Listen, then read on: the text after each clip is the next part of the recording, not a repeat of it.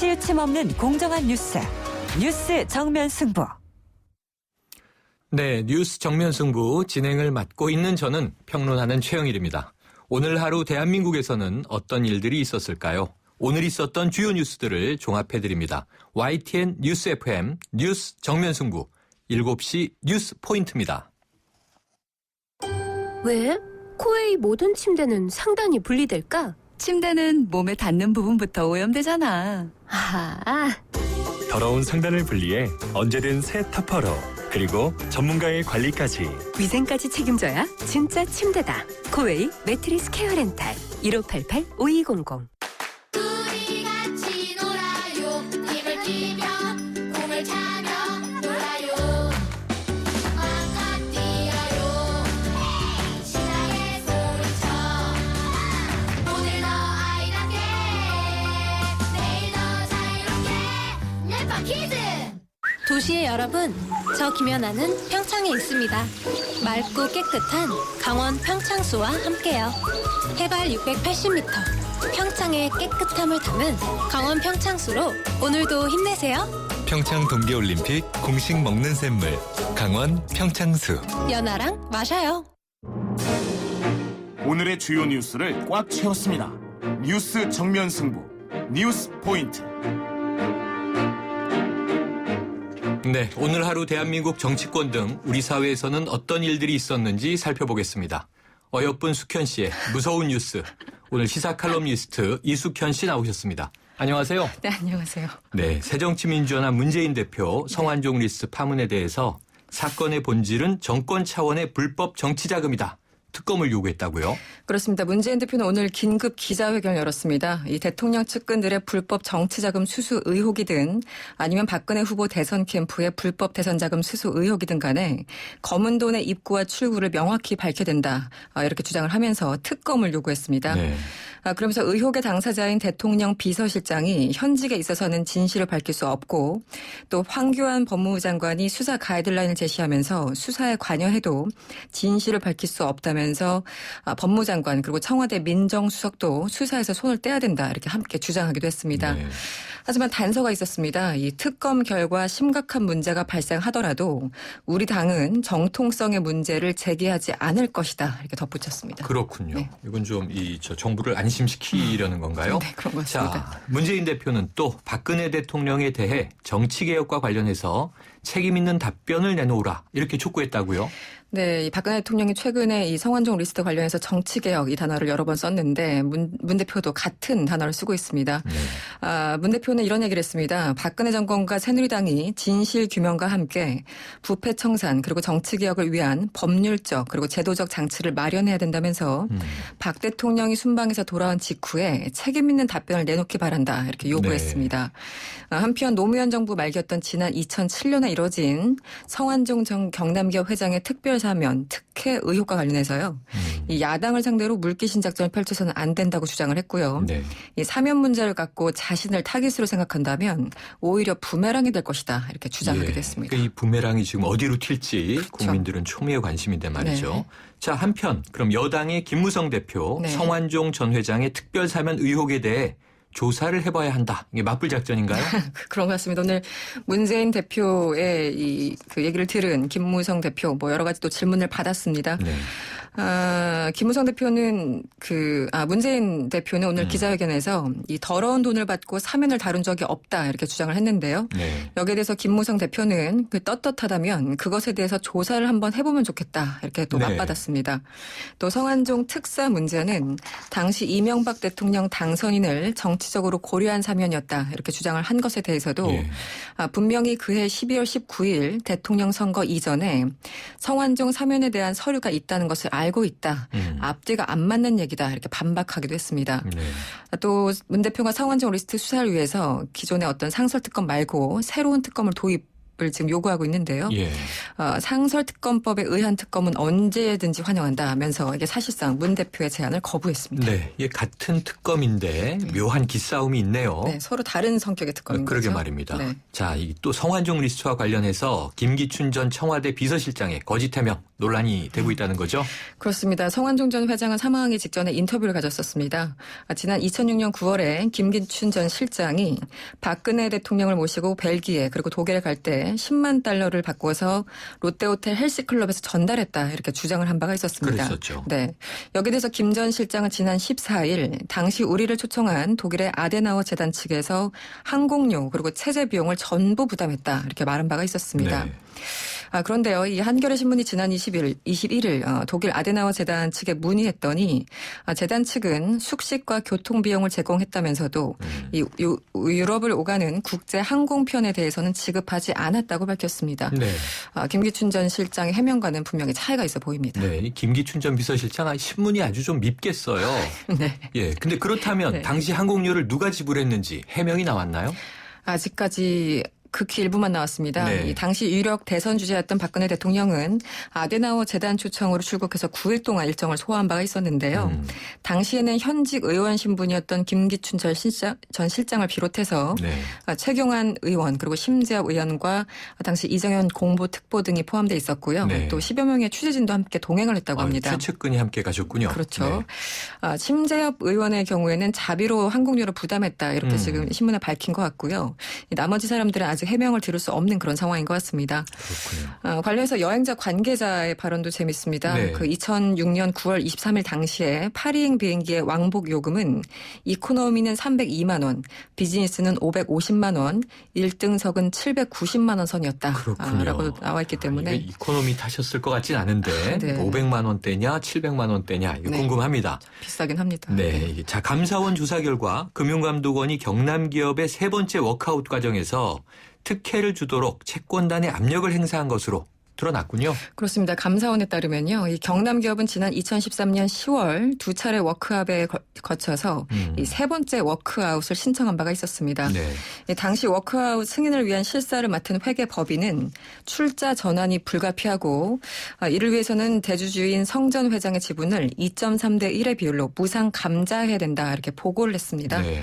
그런데 당시 금감원에 있던 담당 국장이나 팀장 등이 금융기관 담당자를 부르거나 전화까지 걸어서 성전 회장의 입장을 반영하라 이렇게 압력을 행사했다는 게 감사원의 설명입니다. 네. 결과적으로 지난해 3월 1천억 원의 출자 전환이 이뤄졌는데 이 당시 성전 회장이 국회 정무위원회 소속이었기 때문에 그렇죠. 예, 어떤 좀 압력 행사가 있었던 것은 아니냐 네. 그리고 또 금품이 그렇죠. 오갔던 것은 아니냐 뭐 여러 가지 네. 추정들이 나오고 있습니다. 이 정무위원회가 이 갑 중의 갑으로 특히 그렇죠. 금융권에는 그렇죠. 이게 심사 권한을 갖고 있는 것으로 알려져 있어요. 네. 자, 새누리당 김무성 대표 공무원 연금 개혁안 처리 방안 논의를 위해서 여야 대표 원내대표 2+2 사자회담 또다시 제안했죠? 어제 거절당했는데요. 네, 어제 이어 오늘 재차 제안을 했습니다. 김무성 대표는 오늘 대국민 호소문을 발표했습니다. 네. 이 최근 여야 간의 논란이 되고 있는 공무원 연금 개혁안에 조속한 국회 본회의 처리를 촉구하면서 여야 간의 사자회담을 다시 한번 제안했습니다. 김 대표는요, 이 번번이 좌절됐던 공무원 연금 개혁을 이번에 마무리 짓지 못하면 대한민국의 미래는 없을 것이다. 이렇게 다시 한번 강조했습니다. 네. 하지만 야당은 좀 불쾌하다 이런 반응을 보이고 있습니다. 새정치민주연합의 우윤근 원내대표는요. 그동안 대타협을 이루기 위해서 정부 여당이 오히려 방관할 때도 자신들은 공무원 노조와 숱한 대화를 나누며 설득해왔다. 네. 이렇게 주장을 했고요. 한마디로 오늘의 이 선언문은 호소문은 선거를 겨냥한 호소문이다. 이렇게 주장하고 있습니다. 정치 공세다 그런 얘기군요. 그렇습니다. 오늘 말씀 고맙습니다. 감사합니다. 지금까지 이숙현 시사 칼럼니스트였습니다.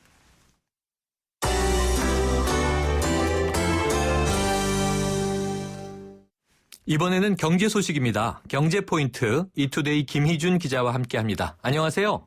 안녕하십니까. 네, 한국은행이 올해 1분기 경제 성장률을 발표했다고 하는데 결과가 썩 좋지 않다면서요? 네, 한국은행이 오늘 발표한 실질 국내 총생산 속보치에 따르면 1분기 GDP는 361조 9,710억 원으로 전분기보다 0.8% 증가했습니다. 우리 경제가 4분기째 0%대의 저성장 국면을 이어가고 있는 셈인데요. 네. 특히 전년 동기 대비 1분기 GDP 또한 2.4% 늘어나 2년 만에 가장 낮은 수준을 기록했습니다. 네. 세부적으로는 민간 소비의 경우 내구재와 서비스 소비를 중심으로 0.6% 늘어나는데 그쳤고 설비 투자 증가율이 전분기 4.0%에서 0%로 하락했습니다. 아이고, 네. 예, 수출은 LCD와 자동차 등 재화 수출이 줄었지만 서비스 수출이 늘어난 덕에 전분기와 변동 없이 증가율이 0%를 기록했는데요. 네. 하지만 이는 전분기 수출 증가율인 0.4%보다는 크게 둔화된 것입니다. 그렇군요. 이처럼 1분기 성장률이 부진한 양상을 보이면서 경기 회복이 늦어지면서 저성장 국면이 길어지는 것이라는 전망도 제기되고 있는데요. 네. 작년 말부터 유가 하락 등의 호재가 있었고 건설업 등에서 회복의 조짐이 나타났지만 위축된 투자 심리로 인해서 민간 소비 회복이 어렵고 수출도 부진한 양상을 이어간다는 점이 이를 방증한다는 설명입니다. 네. 이에 앞서 정부는 올해 경제 성장률 전망치를 3.8%로 제시했고 한국은행은 최근 3.4%에서 3.1%로 전망치를 하향 조정한 바 있습니다. 그렇죠. 민간 금융계에서는 이미 올해 국내 경제 성장률을 2%대 중반으로 예상하는 전망도 나오고 있는 실정입니다. 네. 아이고, 우리 경제 이게 너무 비실비실, 비틀비틀 큰일입니다. 네. 예, 그런데 또 보니까 작년 기업들의 영업이익이 크게 떨어졌다죠. 자세한 소식 네. 좀 부탁드릴게요. 지난해 국내 기업들의 매출액 영업이익률이 한국은행이 집계를 시작한 2013년 이후 가장 낮은 수준을 기록한 것으로 네. 나타났습니다. 한은에 따르면 매출액 영업이익률은 2013년 4.7%에서 2014년 4.3%로 하락했는데요. 물건을 1,000원어치 팔았을 때 세금과 비용을 제하고 남는 영업이익이 43원에 불과하다는 의미입니다. 아이고. 네. 이는 관련 통계 집계가 시작된 이후 2003년 이후 가장 낮은 수치를 기록한 건데요. 성장성을 나타내는 매출액 증가율도 역대 최저치인 마이너스 1.49%로 떨어졌습니다. 네. 매출액 증가율이 마이너스를 보인 것은 글로벌 금융위기 직후인 2009년 0.1% 감소를 나타낸 이후 5년 만입니다. 네. 특히 기업들의 매출액이 감소로 전환한 것은 수출 가격 하락의 영향이 가장 컸는데요. 네. 연평균 원달러 환율과 원재재 가격 하락이 겹쳐서 수출 물가가 6.0% 떨어졌기 때문입니다. 이 경우 수출 물량이 줄지 않더라도 원화로 환산한 매출액은 감소할 수밖에 없는 상황인데요. 네. 이 밖에 정부가 기업의 사내 유보금을 배당으로 유도하는 정책을 추진함에 따라 기업의 사내 유보율 또한 2014년 93.28%에서 91.95%로 하락한 것으로 분석됐습니다. 네, 이게 한은의 경제 성장률도 그렇고 기업 실적도 그렇고 다 위태위태해 보입니다. 네. 네, 원엔 환율이 한때 900원 선 아래로 떨어졌다. 이거 어떤 내용인가요? 예, 세 번째 얻은 소식 중에 하나인데요. 네. 오늘 아침 한때 원엔 재정 환율이 100엔당 899원대로 하락하면서 네. 2008년 2월 이후 7년 2개월 만에 900원 선이 붕괴됐습니다. 네. 현재 903원대를 오르내리고 있지만 전문가들은 당분간 원엔 환율의 불안감은 지속될 것이라고 분석하고 있습니다. 네. 실제로 원엔 재정 환율은 이달 초만에도 910원대 거래를 이어갔지만 글로벌 달러화가 약세를 나타내면서 원화가 점차 강세를 나타내자 낙폭을 키웠는데요. 실제 외국인은 3월 이후 현재까지 총 5조 7천억 원어치의 주식을 매수하면서 이 같은 원화 강세에 힘을 보태고 있습니다. 예. 또한 미국의 금리 인상 지연과 삼성전자를 비롯한 한국 기업들의 실적 기대감이 더해가면서 위험자산 선호 심리가 강화되고 있는 것이 원엔 환율 하락에 영향을 미치고 있습니다. 그렇군요. 문제는 이 같은 추세가 계속될 경우 당장 자동차 조선업종 등의 타격도 작지 않지만 일본 기업들이 엔저를 바탕으로 실익을 얻고 있어 향후 더 심각한 위협이 될 수 있다는 점입니다. 그렇죠. 하지만 최근 미국이 우리 정부의 환율 개입을 지적하고 나선 이후라 외환 시장 개입이 아무래도 껄끄러울 수밖에 없는 실정인데요. 실제로 이날 기획재정부는 사실상 900원대의 붕괴가 아니라는 짤막한 해명자로 이외에 환율 하락 대책에 대해서는 아무런 해법을 제시하지 못하고 있는 상황이라는 점이 이를 방증하고 있습니다. 그렇군요. 이 경제 성장률, 기업의 이익, 또 원엔 환율 다 떨어지고 있습니다. 어두운 경제 뉴스였는데요. 오늘 여기까지 듣겠습니다. 네.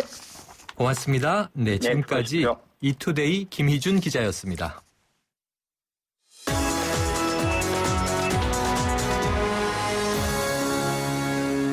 네, 이번에는 나라박 소식입니다. 오늘 하루 동안 세계에서는 어떤 일들이 있었을까요? 월드포인트, YTN 국제부 연결합니다. 전준영 기자. 네, 안녕하십니까. 네, 요즘 연일 아베 신조 일본 총리의 우경화 행보가 잇따르고 있는데요. 다음 주 네. 아베의 미 의회 연설, 관심이 크게 쏠리고 있습니다. 네네. 최근 미국에서 아베 총리의 연설 날짜를 바꿔야 한다는 여론이 있다는데 무슨 얘기입니까?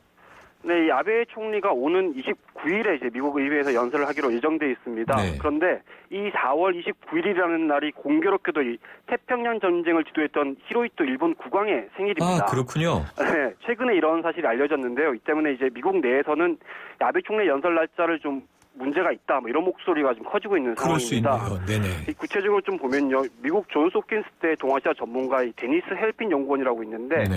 이 연구원이 의회 전문지인 더 힐에 기고문을 보냈습니다. 네. 히로히토 일본 국왕 생일에 일본 총리가 미국 의회에서 연설하는 건 잘못이다, 뭐 이렇게 지적을 했고요. 그러네요. 이와 더불어서 또 미국 의회라고 하면 지난 2007년에 위안부 결의안이 만장일치로 통과된 곳이지 않습니까? 그렇죠. 그래서 이 아베 총리는 위안부 결의안이 통과된 현장에서 연설을 하게 됐다는 점을 명심하고 이 위안부 문제와 관련해 명백하게 사죄해야 된다, 뭐 이렇게 촉구를 하기도 했습니다. 그렇군요. 미국의 보수 성향 주간지에서도 뭐 이런 부분에 대해서 문제를 삼았는데요. 부편집인 명의의 칼럼을 통해서 뭐 29일은 히로히토 일왕 생일을 축하하는 이 효화의 날이다. 그래서 네. 아베 연설 날짜를 다시 잡아야 한다, 이런 주장도 나왔었고요. 미국의 강경 보수단체 사이트에서는 뭐 이 히로히토 일왕 생일에 아베 총리가 연설하는 거는 이 참전 용사들과 아시아 동맹국들을 무시하는 것이다, 뭐 이렇게 반발을 하기도 네. 했습니다. 이거 참 공교로운 일이라 구설에 오를만 네네. 하네요. 네네. 네, 아베 총리는 줄곧 과거 침략에 대한 사죄를 하지 않겠다는 입장 고수하고 있는데요. 네. 의외로 중국은 일본과 정상회담을 하면서 관계 개선 움직임을 보이고 있다고요? 네, 뭐 조금은 좀 당황스러운 부분입니다. 네. 그동안 일본의 이런 과거사 왜곡 등에 대해서는 항상 우리나라와 중국이 공동으로 대응해 왔다고 볼 수 있는데요. 그랬죠. 최근에 이 반둥회의에서 중국과 일본 양국 정상이 만나서 회담을 했습니다. 네. 그 뒤에 분위기가 좀 달라졌습니다. 네. 이 자리에서 아베 총리가 연설을 했는데 과거에 대해서 이제 사죄를 하지 않았거든요. 그런데도 의외로 중국이 이제 정상회담을 하자는 일본의 요구에 응한 겁니다. 네. 이 정상회담 이후에 일본에서는 당장 이번 회담을 계기로 이제 양국의 관계가 개선되고 있다, 뭐 이런 분위기가 줄을 이루고 있습니다. 그렇군요. 오늘 일본 신문들 이제 기사들을 보면요, 뭐 시진핑 주석이 작년 이 중일 회담 때는 뭐 화난 듯한 표정을 지었었는데 네. 이번에는 이 미소를 띤 온화한 표정이었다, 뭐 이런 보도도 있고요. 아하. 또 정상회담 과정에서 이 시진핑 주석이 이 아베 총리의 말에 몇 차례 고개를 뭐 끄덕였다, 이런 내용을 소개하기도 하고 있습니다. 네. 뭐 일본뿐 아니라 중국에서도 분위기가 뭐 이번 정상회담이 양국의 긴장 완화 신호다, 뭐 이런 평가가 잇따르고 있는 상황입니다. 그렇군요. 이게 한중일 관계에서 우리의 전략이 굉장히 중요한 시점이 되는 것 같은데요. 네네. 그 일본에 대해서는 중국도 우리와 감정이 그렇게 크게 다르진 않지 않습니까? 네네. 왜 갑자기 이렇게 태도가 바뀐 걸로 분석되나요? 네, 이게 참 각국의 외교적인 셈법이 복잡한 건데요. 이게 네. 중국이 일본과 왜 정상회담에 응했냐, 이 배경을 좀 보면 네. 일단 지금 중국이 주도하고 있는 아시아 인프라 투자은행 AIIB라고 하죠. 네, 우리도 가입했잖아요. 예, 저희도 우리나라도 이제 가입을 한 상태입니다. 네. 이 AIIB 때문이라는 분석이 지금 많습니다. 아, 우리나라뿐만 아니라 지금 유럽 서방 국가들 대부분이 가입을 했고요. 네. 이 세계 주요 7개국 G7 가운데는 뭐 미국, 일본, 캐나다 정도 빼고 다 가입을 했습니다. 네. 캐나다도 지금 가입 여부 검토하고 있다, 이런 얘기가 나오고 있고요. 네. 그래서 이제 중국이 이번에 정상회담을 통해서 일본도 AIIB에 뭐 참여 좀 해라, 뭐 이렇게 유도를 해서 뭐 아무래도 좀 실리를 좀 챙기겠다, 이런 계산이 네. 깔린 것으로 네. 분석이 되고 있습니다. 유화 정책이다 이런 거죠. 네네, 그렇죠. 뭐 그런데 여기서 일본의 전략도 좀 눈여겨봐야 하는 부분이 있는데요. 네. 이 아베 총리가 이번 반등회의 연설에서 이 표현한 내용을 보면 이전의 전쟁에 대한 깊은 반성, 이런 표현을 사용을 했습니다. 네. 근데 우리나라가 지속적으로 요구해온 이 표현이죠. 식민지배에 대한 사죄라는 단어는 교묘하게 이제 드러냈습니다. 네. 삭제를 한 거죠. 교묘하네요. 네네. 그래서 이제 결국 깊은 반성이라는 표현을 통해서 중국을 좀 달래고요. 동시에 사죄를 요구한 우리나라는 외교적으로 좀 고립시키겠다, 이런 의도라고 해석을 할 수 있는 겁니다. 네. 사실 뭐 일본의 오만함, 영토 침탈, 뭐 역사 왜곡, 뭐 이런 것들 상당히 큰 문제긴 한데 네. 지금 당장 이제 중국과 일본이 좀 가까워지는 분위기를 보이기 때문에 예. 이러다가 이제 한국만 외교적으로 고립되는 것 아니냐, 뭐 이런 우려도 커지고 있는 상황은 맞는데요. 그러게요. 뭐 일본이 이렇게 이제 전방위적인 로비 외교를 하고 있는데 우리 정부가 뭐 과연 어떻게 대응해야 할지 좀 관심을 가지고 지켜봐야 할 것 네, 같습니다. 우리 정부의 좀 적극적인 대응 필요할 것 같고요. 네네. 다른 소식 하나 더 알아볼게요. 요즘 네. 유럽에서 계속 난민선 침몰 사고가 잇따르고 있지 않습니까? 예. 최근에 고급 요트로 지중해를 건너는 이른바 1등석 난민이 등장했다. 이건 무슨 소식입니까? 네, 뭐 최근에 참 안타까운 소식들이 많았죠. 이제 네. 보통 아프리카와 아시아 출신의 난민들 상당히 가난합니다. 그래서 그렇죠. 허술한 어선에 말 그대로 뭐 노예처럼 실려서 지중해를 건너는데요. 네. 최근에는 좀 이와 다르게 이제 안전한 고급 요트로 지중해를 건너는 이런 난민들이 등장했다고 네. 합니다. 이들은 이제 상대적으로 좀 부유한 시리아나 팔레스타인 출신들이라고 하는데요. 네. 어른 한 명에 8,500유로, 우리 돈으로 하면 약 1,000만 원 정도를 내면 네. 이 시설 좋은 요트나 모터보트를 타고 지중해를 건널 수 있다고 합니다. 네. 이 사실 일반 난민들은 이제 이 허술한 어선 안에서 몸을 둘 틈도 없고요. 손실에 거의 감금돼 있는데 그렇죠. 이 부유한 이 난민들은 여유 있게 서로 이렇게 사진을 찍어주고 뭐 셀카를 찍기도 했다고 합니다. 근데 이들이 배에서 이제 찍은 사진 때문에 이 경찰이 미륵국 알선업자 3명의 신원을 확인해서 체포하기도 했다고 합니다. 네. 이렇게 사실 이제 개인 요트로 입국을 시도하는 사례까지 나타나면서 이탈리아 경찰에서는 요트도 좀 주시해라 이런 지시도 내려졌다고 하는데요. 그렇군요. 특히 이제 물속에 많이 가라앉은 요트는 이제 불법 이주민들이 타고 있을 가능성이 크다 그래서 뭐 특별 관찰 대상으로 지목되기도 했다고 합니다. 그렇군요. 이게 난민도 양극화가 되는 세상 참 요지경입니다. 네, 뭐 그런 것 같습니다. 오늘 말씀 고맙습니다. 네, 고맙습니다. 지금까지 YTN 국제부 전준형 기자였습니다. 대한민국의 오늘 치우침 없는 공정한 뉴스 정면 승부가 여러분의 참여를 기다립니다. 짧은 문자 50원, 긴 문자 100원에 휴대전화 메시지 샵 0945와 YTN 라디오 어플리케이션 예스 게시판에 소중한 의견을 남겨주세요. 참여해주신 분들 중 추첨을 통해 정통 시사주간지 주간경향, 아시아 전문 월간지 매거진엔 구독권을 드립니다. 뉴스 정면 승부는 여러분의 참여로 완성됩니다. 대한민국의 오늘 뉴스 정면 승부.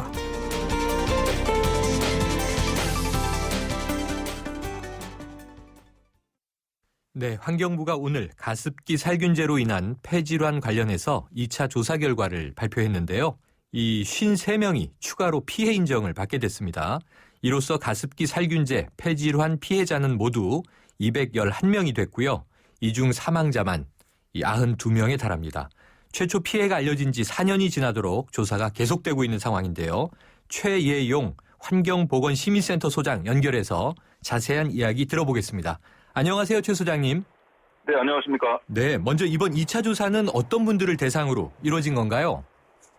네, 그 2차 조사는 환경부가 주관해서 진행이 됐는데요. 네. 그 1차 조사가 나온 작년 4월 이후부터 네. 신규로 피해가 신고된 모두 169명에 대해서 조사가 이루어졌습니다. 아, 신규 접수자가 있었군요. 예. 그럼 이 169명 중에서 지금 28명이 거의 확실, 또 21분이 가능성 높음 이런 판정을 받았다는 건데요. 이번 네. 조사 결과 어떻게 보고 계십니까?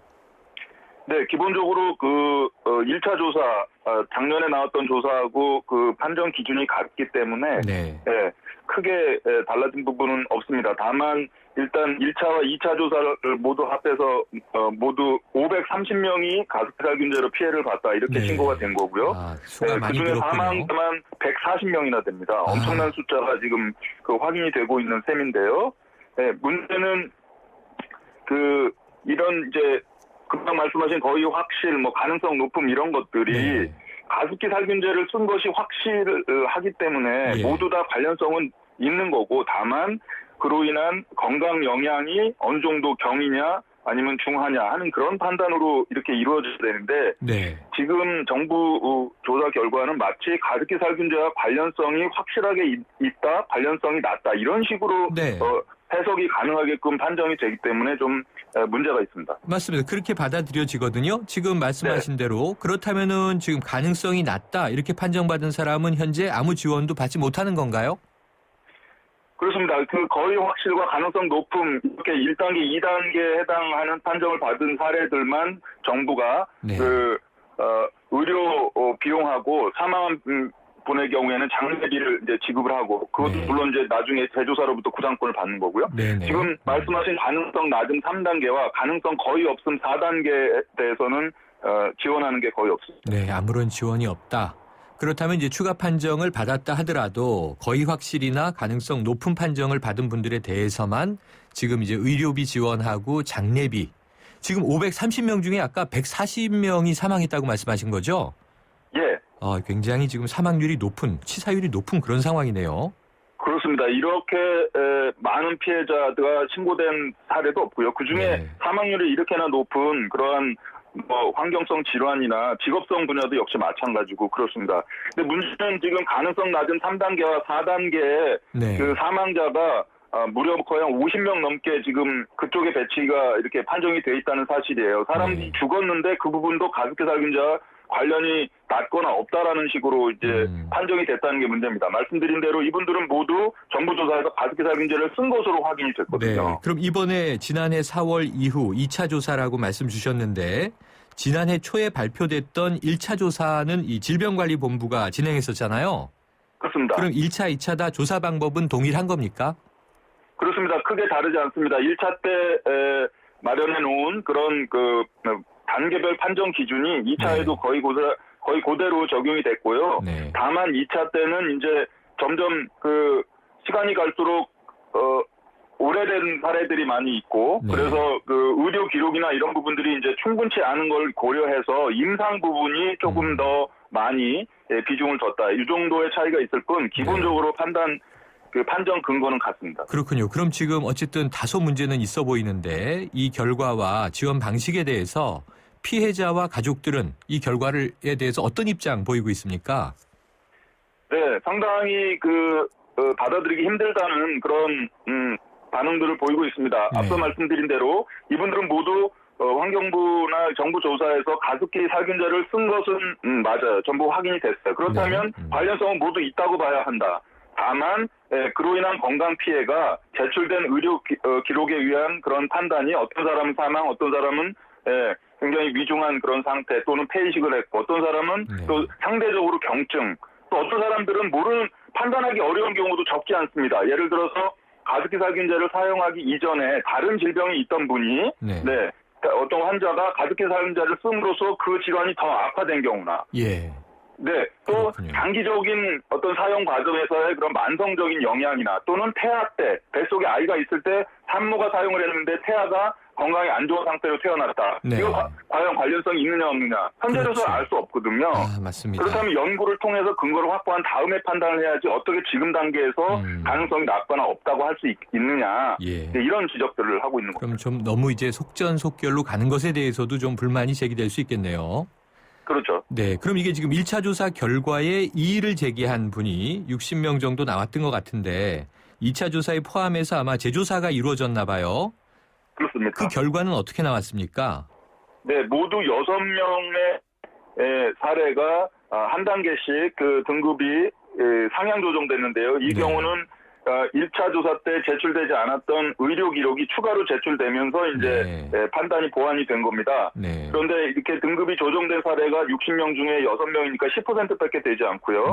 나머지 90% 54명은 그 1차 판정이 그대로 그냥 변동 없이 진행이 됐습니다. 이것은 기본적으로 그 판단 근거가 다르지 않기 때문에 그렇습니다. 네. 그래서 이제 의료 기록들이 더 추가된 분들 10% 정도는 한 단계씩 상승이 이루어졌다. 이렇게 말씀 주셨는데, 그러면은 지금 이 1차 조사 결과에 이의를 제기한 60명에 대한 재조사가 10% 정도 상향 조정이 된 거잖아요. 이 중에 사망자도 있다고요? 그렇습니다. 사망자가 18명이나 되고 등급 조정된 경우는 1명밖에 없으니까 사망자 17명에 대해서 그렇다면 어떻게 판단을 해야 되는 거냐. 이분들은 모두 가습기 살균제를 쓴 것은 확인이 되었다.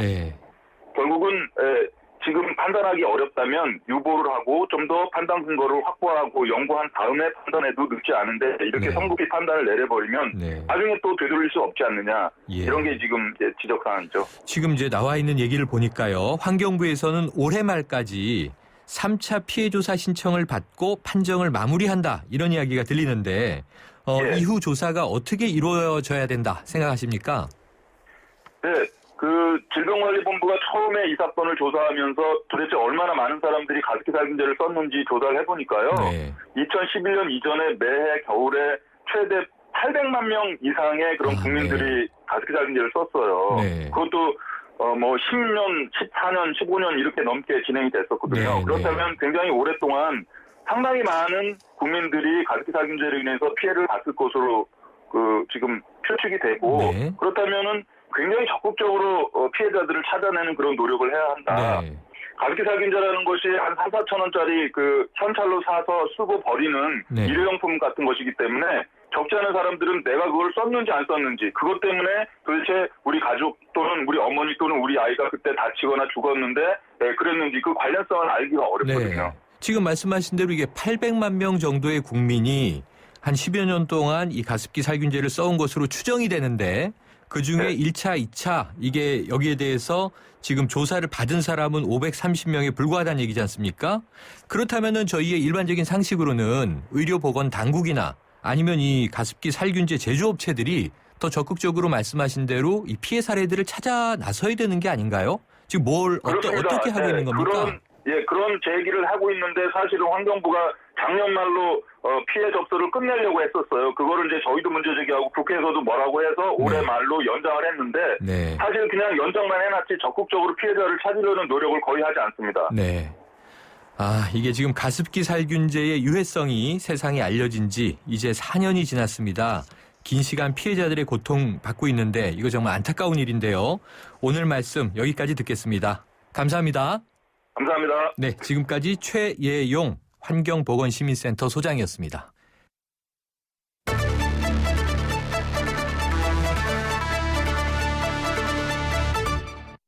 네, 지금 시간 7시 30분 한창 퇴근길이실 텐데요. 교통 상황 알아봅니다. 박화영 캐스터. 네, 한창 퇴근길 교통량도 많은데 곳곳으로 사고 소식도 자주 들립니다. 수원 시내에서는 큰 사고가 있었습니다. 곡선 사거리 교차로 안에서 광교 방향으로 승합차와 1톤 트럭 간에 부딪히는 사고가 있었기 때문에 부근으로 정체가 되고 있고요. 구리 암사대교 남단에서 북단 쪽 가는 길 중간 지점 1차로에서는 승용차가 중앙 분리대를 들이받는 사고가 났습니다. 이 때문에 이 부근 지체입니다. 광평로 수서역과 일원역 사이 2차로의 추돌 사고는 조금 전에 처리 작업이 끝이 난 걸로 보이고요. 곳곳으로 교통량도 많습니다. 노들로 현충원 쪽으로는 한강대교 남단에서 중앙대 입구까지, 반대쪽으로도 국립현충원에서 중앙대 입구 쪽으로, 다시 여의교에서 양화대교 남단 쪽으로 밀려가고요. 동작대로 과천 쪽으로는 이수교차로에서 경문고등학교, 반대쪽으로는 남태령고개에서 이수역 쪽으로 속도 내기 어렵겠습니다. 뉴스 정면승부 교통정보였습니다.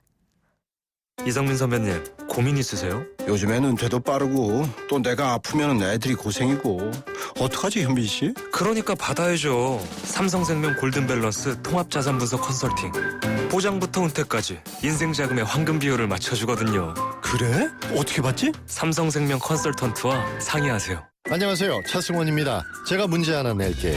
닭강정은 차갑게 먹어야 맛있을까요? 뜨겁게 먹어야 맛있을까요? 정답은 버거로 먹어야 맛있습니다. 닭강정과 버거의 운명적 만남. 접사바 롯데리아 강정버거. 롯데리아. 양동근의 캔디의 소리를 찾아서. 이 소리는 꽉 막힌 교통체증마저 뻥 뚫어버리는 캔디 크러쉬 소다의 10단 연속 콤보음입니다. 아, 시원해. 내 삶의 스윗 소다, 캔디 크러쉬 소다. 지금 다운받으세요. 전체 이용가.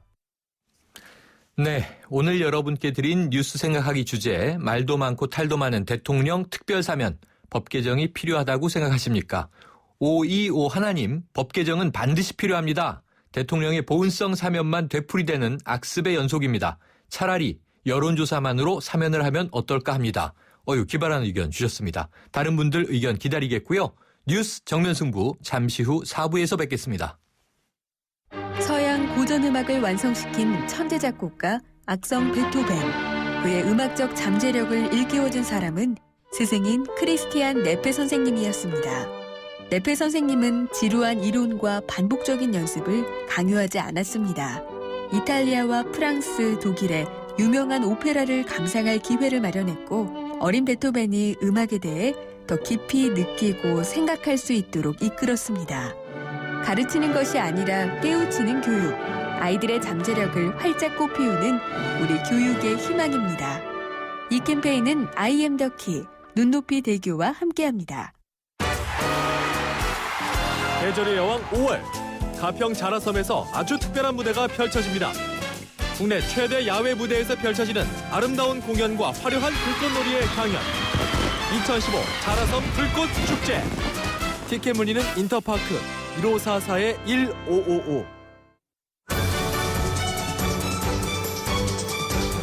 치우침 없는 공정한 뉴스를 전합니다. 뉴스 정면승부.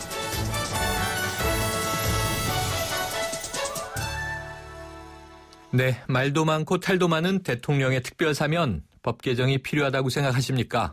오늘 뉴스 정면 승부에서 여러분께 드린 뉴스 생각하기 주제입니다.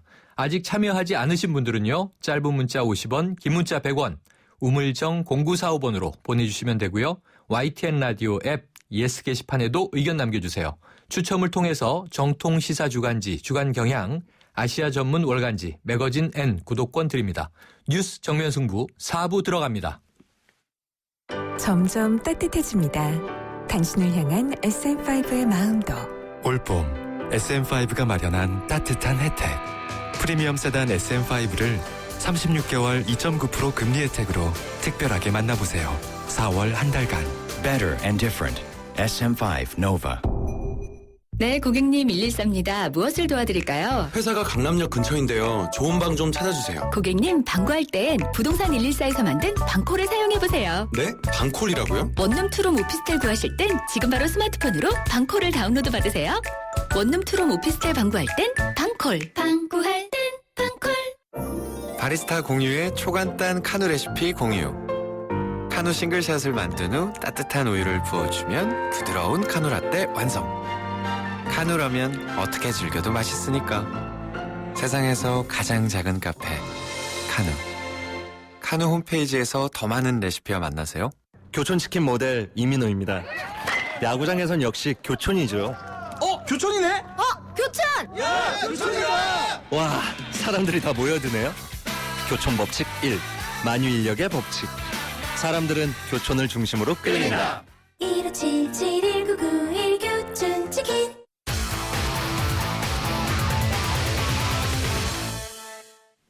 네, 날씨가 스포츠 즐기기 아주 좋은 날씨인데요. 오늘 하루 동안 스포츠계엔 어떤 일들이 있었을까요? 스포츠 포인트 중앙일보 박린 기자와 함께하겠습니다. 안녕하세요. 네, 안녕하세요. 예, 미국 프로야구 피츠버그의 강정호 선수가 감을 잡은 것 같아요. 오늘 두 경기 연속 안타와 타점을 기록했다고요. 네, 맞습니다. 강정호가 오늘 시카고 컵스전에 8번 타자 유격수로 3경기 연속 선발 출전해서 메이저리그 진출 후에 첫 2경기 연속 안타와 타점을 올렸는데요. 강정호는 1대0으로 앞선 2회 무사 2, 3루에서 좌익수 히딩플라이를 올렸고요. 6회 2사 주자 없는 상황에서 직구를 받아쳐서 좌전 안타를 때렸습니다. 그렇군요.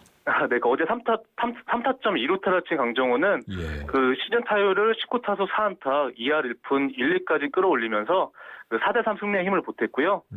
피츠버그 주전 유격수인 조디 머서가 지난 20일 번트를 대다가 공이 가슴에 맞아서 통증을 호소해서 강정호에게 선발 기회가 돌아오고 있는데요. 강정호는 넥센에서도 2008년 초까지 백업 내야수로 뛰다가 특유의 화력을 과시하면서 주전을 꿰찼는데 메이저리그에서도 같은 시나리오를 꿈꾸고 있습니다. 그렇군요. 한번 눈여겨봐야 될 것 같습니다. 자, 한편 부상에서 돌아온 이청용 선수. 이르면 이번 주말 잉글랜드 프리미어리그에 복귀전 치를 수도 있다고요? 네, 크리스탈 팰리스 이청용이 이르면 이번 주 토요일 헐시티전에서 3년 만에 프리미어리그 복귀전을 치를 수도 있는데요. 지난 겨울에 챔피언십 볼튼을 떠나서 크리스탈 팰리스로 이적한 이청용은 지난 1월 아시안컵에서 정강이뼈 부상을 당해서 재활에 매진했고요. 3개월 만에 실전 복귀전이었던 지난 21일에 찰턴 21세 이하팀과 경기에서 골을 터뜨렸는데요.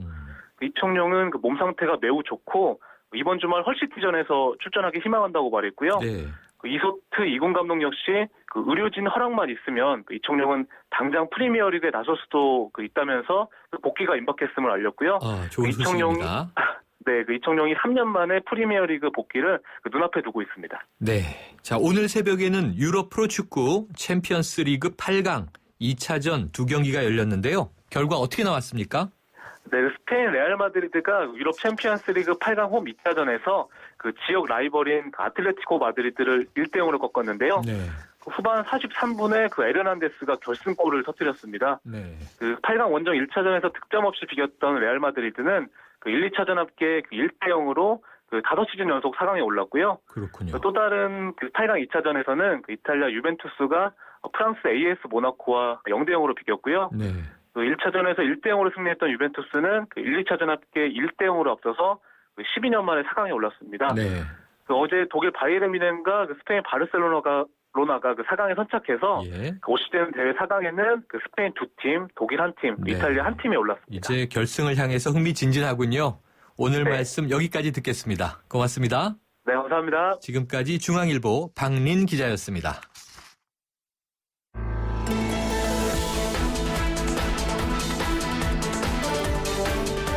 세상을 바꾸는 정면 승부.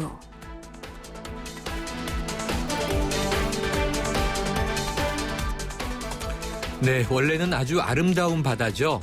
지중해가 전 세계의 주목을 받고 있는데요. 바로 난민선 때문입니다. 올 들어 지중해를 건너다가 사망한 난민만 해도 1,700명을 넘어섰다. 이게 굉장히 슬픈 뉴스인데요. 지중해를 건너서 유럽으로 향하는 난민선을 타야만 하는 이 사람들, 목숨을 걸고 바다를 건너고 있는 그들의 사정, 그리고 근본적인 해결 방법은 없는지 전문가와 함께 짚어보도록 하겠습니다. 한국외국어대학교 국제지원의 서정민 교수 전화로 연결해봅니다.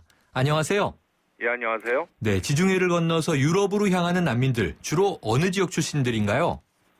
예, 중동과 아프리카 국가들 주민들이라고 말씀드릴 수 있고요. 네. 지난해 기준으로 본다면은요, 시리아 사람들이 6만 7천 명, 네. 에리트리아 사람들이 3만 4천 명, 네. 그리고 이제 아프리카 전반적으로 2만 6천 명 정도로 유럽으로 향했고요. 네. 이외에도 뭐 아프가니스탄, 소말리아, 팔레스타인, 뭐 이쪽 중동 사람들이 또 유럽으로 향했습니다. 네, 지금 말씀하신 이 규모가 1년간 탈출한 사람들 수인가요? 예, 그렇습니다. 이제 합계가 22만 명 정도 됩니다. 1년 사이에 예, 이 중동, 그렇습니다. 아프리카 그리고 여러 나라에서 예. 그 가운데 지난해 이 전복 사고로 사망한 사람들의 숫자가 약 3,200명 정도 되고요. 네.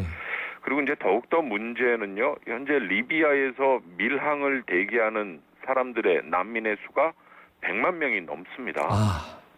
예, 이들 중에 이제 상당수가 날씨가 따뜻해지는 4월, 5월부터 시작해서 여름에 가장 많이 유럽으로 향합니다. 따라서 올 여름에 더 심각한 사고가 많이 발생할 가능성도 있습니다. 네, 저희가 그냥 뉴스로 접하기는 어쩌다가 이 오가는 난민선이 어쩌다가 전복되는 것인가 이렇게 생각했는데 100만 명이 대기 중이라면 뭐 이거 전쟁 상황이네요.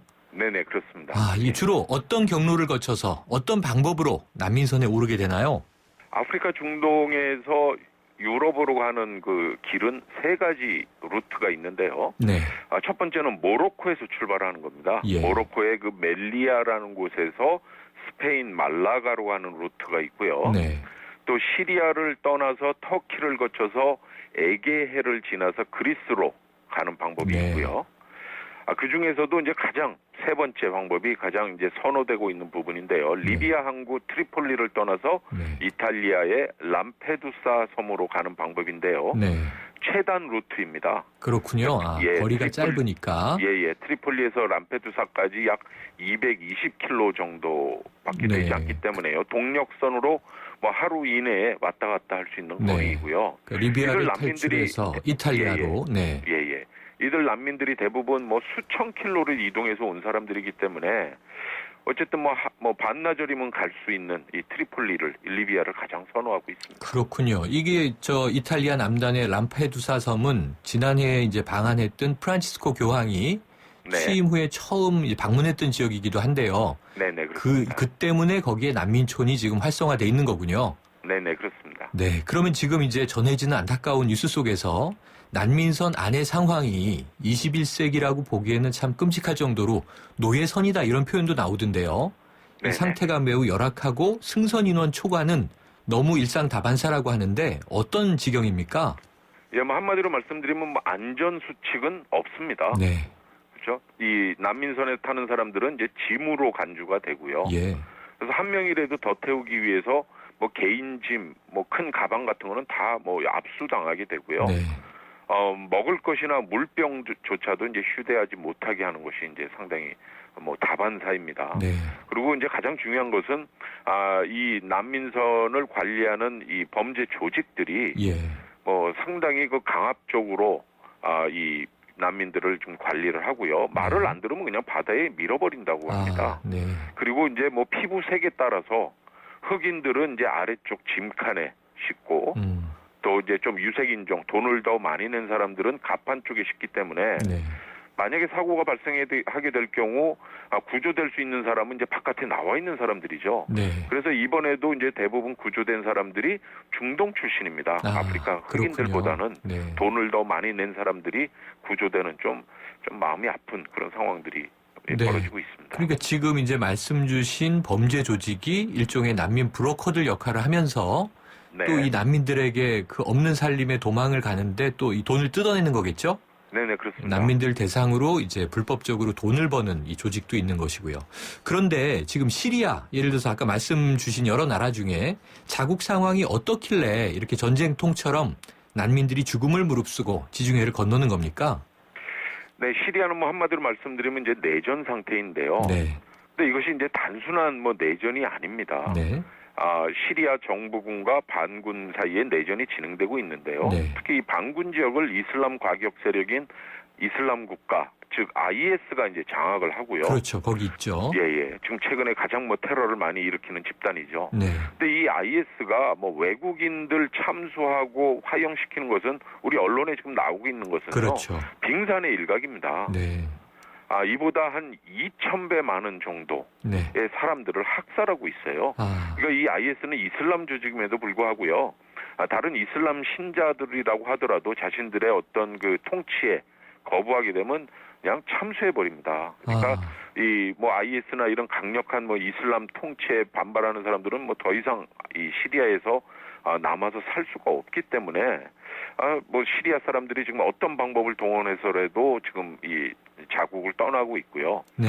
현재 그 레바논, 터키, 요르단에 지금 시리아 난민이 300만 명이 나와 있습니다. 네. 이 중에서도 또 상당수가 유럽으로 가기를 상당히 원하고 있습니다. 아니 지금 서 교수님 말씀대로라면 우리가 이제 서방 세계 기자가 인질로 잡혀서 예를 들어서 뭐 한 5명이 참수됐다, 총살됐다 이런 소식이 전해오고 동영상이 또 공개되지 않습니까? 네네. 그럼 지금 2,000배라고 말씀하시면 사실 시리아의 국민들은 10,000명 가까이가 학살되고 있다라는 상황이라는 거죠? 네. 뭐 조금 더 구체적으로 말씀드리면은요. 현재까지 그 참수된 외국인 숫자가 8명입니다. 네. 예, 그리고 이제 시리아 내부에 있는 다른 무슬림들이 사망한 경우가 17,000명 정도 됩니다. 그렇군요. 거의 그렇군요. 2,000배가 되죠. 이거를 이제 우리가 모르고 있는 상황이었군요. 네네, 그렇습니다. 뭐 그 정도 학살 상황이면 뭐 100만 명이든 300만 명이든 탈출하려고 이제 아비규환인 것은 맞을 것 같은데요. 네네. 그러니까 아까 말씀하셨던 수많은 난민들이 발생하고 있는 또 다른 나라 중에 이 에리트리아 있는 나라 이름도 좀 생소한데요. 네네, 청취자들께 어떤 나라고 어떤 상황인지 설명 부탁드립니다. 네.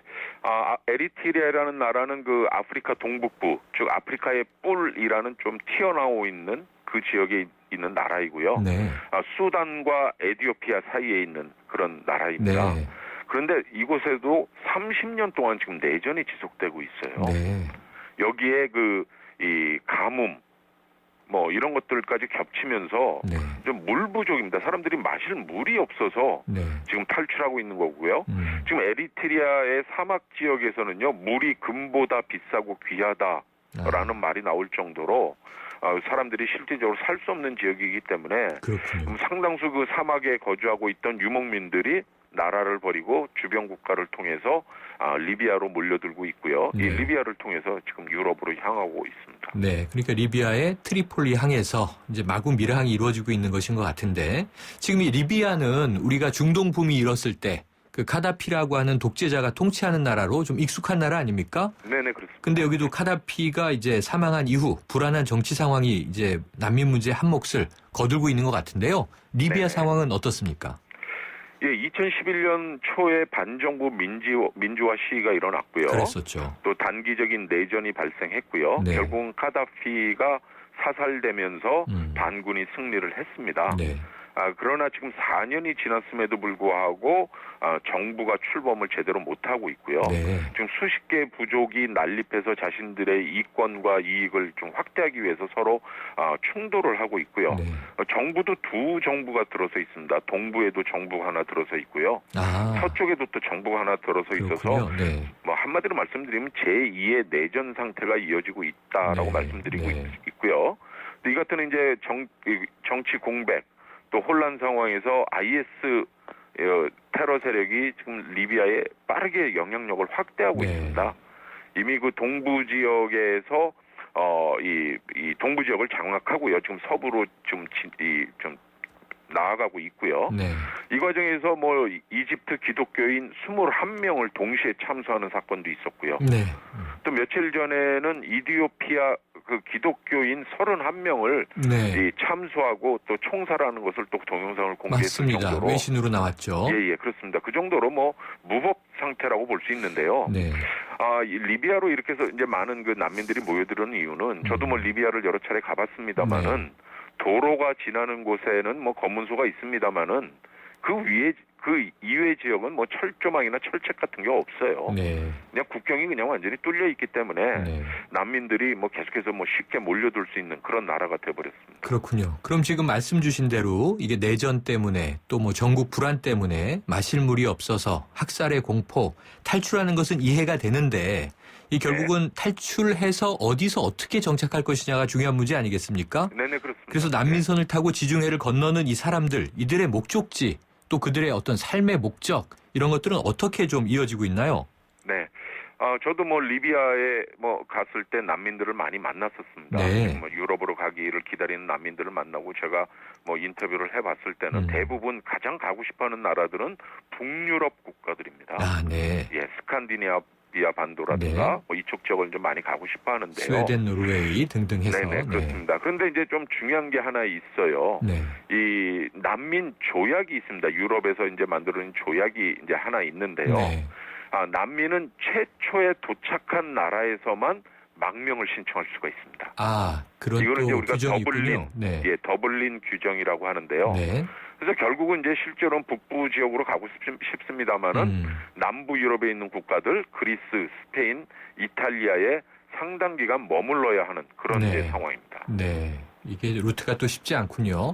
그럼 네네. 이렇게 지금 난민들로 몸살을 앓고 있는 것이 아프리카와 중동에서 연결이 돼서 유럽으로 넘어온다는 이야기인데요. 네네. 그럼 유럽이 지금 이제 EU가 있는데 이 EU는 이 난민들에 대한 대책을 좀 만들고 있습니까? 예, 뭐 현재까지 앞서 말씀드린 바와 같이 더블린 규정 때문에 난민들이 그리스, 이탈리아, 스페인에 지금 밀집할 수밖에 없습니다. 그렇겠네요. 최초에 도착한 국가에서만 이제 망명과 난민 지위를 신청할 수 있기 때문에요. 네. 그래서 이탈리아 같은 경우는 지난해 17만 명이 들어왔어요. 네. 따라서 이제 유럽에서는 이 이탈리아에게 너무 이제 이 과중한 부담을 지금 지울 수가 없고 또 이탈리아도 지금 이에 대해서 상당히 불만이 많습니다. 그래서 이탈리아가 이제 이 난민 관련해서 뭐 이 순찰을 하는 그런 임무를 상당히 많이 하고 있는데 유럽 국가들이 돈을 지원해주지 않으면 자신들이 더 이상 할 수 없다. 그래서 이 순찰을 반으로 줄여버렸습니다, 지난해. 이 때문에 이제 구조가 이번에 어려웠었는데요. 이 때문에 유럽에서 내놓는 이제 대책은요. 가장 중요한 것은 이 난민이 발생하는 이 근거지를 좀 자신들이 관리를 해보겠다. 즉 이탈리아나 스페인은 리비아에 우리가 전투병력을 파견해야 된다. 저 리비아에서 난민선이 출발하지 못하도록 해야 된다는 게 지금 이 이탈리아와 스페인의 주장입니다. 특히 리비아에 있는 그 난민 범죄 조직들을 완전히 군사적으로 작전을 펼쳐서 소탕을 하고 또 난민선으로 쓰이는 어떤 선박들을 파괴함으로써 추가적으로 난민 발생을 아주 뭐 원천 봉쇄하겠다라는 게 이제 기본적인 원칙이고요. 그렇군요. 이외에도 이제 구조 작업이 지금 국제사회의 비난이 고조되면서 구조 작업도 좀 더 확대하고 순찰 활동도 확대하겠다라는 그런 이제 대책도 내놓고 있습니다. 예, 교수님 여기까지 듣겠습니다. 오늘 말씀 감사합니다. 예, 감사합니다. 네, 지금 이제 지중해 난민 상황 이해에 큰 도움이 됐습니다. 지금까지 한국외국어대학교 국제지역대학원의 서정민 교수와 함께했습니다. 여유 있는 서울 신촌에서 시작합니다. 2호선 아현역과 5호선 애호개역이 주는 출퇴근의 여유와 아현 부가현 뉴타운 2만여 세대 대규모 주거타운의 완벽한 생활 인프라. 서울의 도심을 가까이 이 편한 세상 신촌 4월 분양 문의 1899-7447 대림. 금융은 당신의 행복을 살리고 시장의 활기를 살리고 기업의 새로운 기술과 가능성을 살리는 일입니다. 우와, 이런 금융 누가 하나요? 서민경제와 중소기업의 힘이 되는 신한은행이 산림의 금융으로 따뜻한 내일을 만들어갑니다. 신한은행 이성민 선배님, 고민 있으세요? 요즘엔 은퇴도 빠르고 또 내가 아프면 애들이 고생이고 어떡하지 현빈 씨? 그러니까 받아야죠. 삼성생명 골든밸런스 통합자산분석 컨설팅. 보장부터 은퇴까지 인생자금의 황금 비율을 맞춰주거든요. 그래? 어떻게 받지? 삼성생명 컨설턴트와 상의하세요. 오늘도 하품하다 하루가 다 갔어. 착한 활력이 필요해. 기운이 뿅 생겨났어. 활력이 슝슝 생겨났어. 착한 활력 비타민으로 채워주세요. 착한 드링크 비타오백. 당신이 현대자동차를 구입했거나 렌트 리스를 했다면 당신은 지금 현대자동차 블루멤버스 회원입니다. 주유, 쇼핑, 보험, 차량 관리까지 최대 200만 포인트로 즐기는 카라이프의 모든 것. 현대자동차 블루멤버스. 자세한 내용은 홈페이지 참조.